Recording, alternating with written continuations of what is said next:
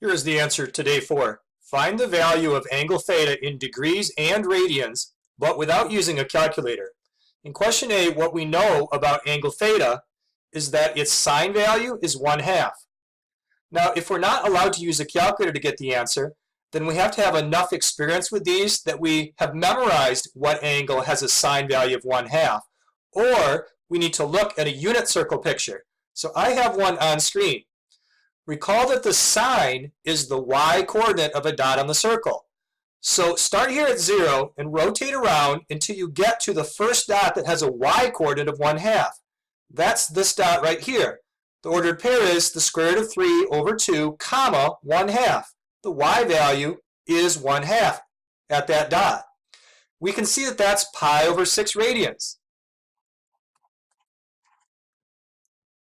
We also need to give the answer in degrees. So you can multiply by a conversion factor that changes to degrees, or you could look at a unit circle that has the pi over 6 radians and it has the degree measure written there. Or the other option is to look at the circle and recognize that this pi over 6 radians is 1/3 of the way to this top dot, which is 90 degrees. So pi over 6 radians must be 30 degrees. Question B, we're told that the cotangent of theta is equal to 1. Cotangent is one of the reciprocal functions. We're more comfortable working with the basic functions, cosine, sine, and tangent. So if the cotangent of theta is 1, we can find the tangent of theta. It's the reciprocal of cotangent. The reciprocal of 1 is also 1. Now on this unit circle, the different dots around the circle have x and y coordinates, which are the cosine and sine values. They're not the tangent value. But the definition of tangent is sine divided by cosine, or another way to think of it, y divided by x. How could you take two numbers, divide them, and get an answer of 1? The two numbers have to be equal to each other.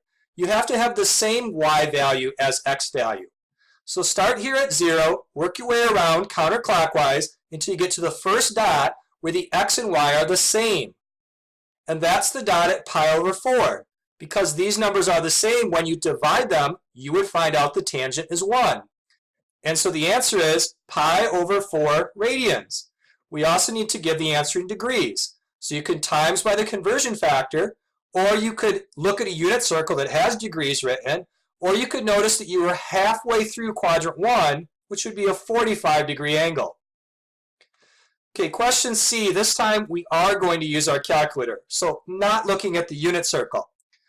We're given the cosine value, and we want to find the angle. Let me bring my calculator on screen. Whenever you're working with angles, it's important to know what mode your calculator's in. Let me click mode and just check. I'm in radians mode. I need to know that, because when the calculator gives me an answer, it's giving me an answer in radians.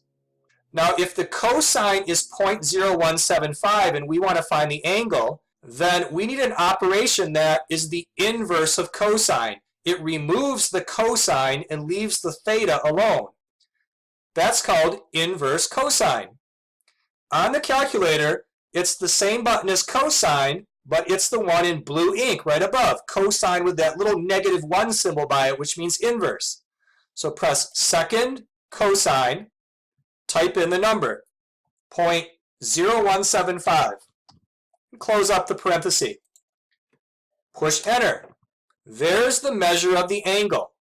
And because we're in radians mode, that's the answer in radians.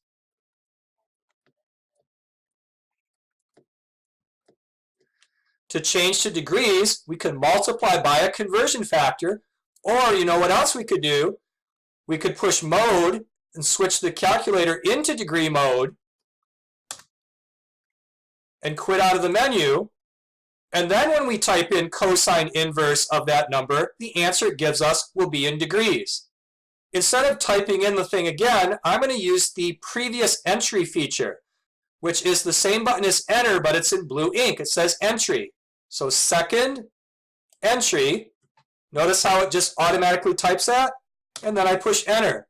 And this time, instead of 1.55, it says 88.99. So basically, 89 degrees. Remember how we just changed the calculator to degree mode.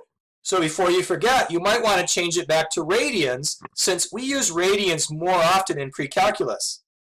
The more important point is, though, that whenever you turn your calculator on, that one of the first things you do is press mode and you look to see what mode it's in.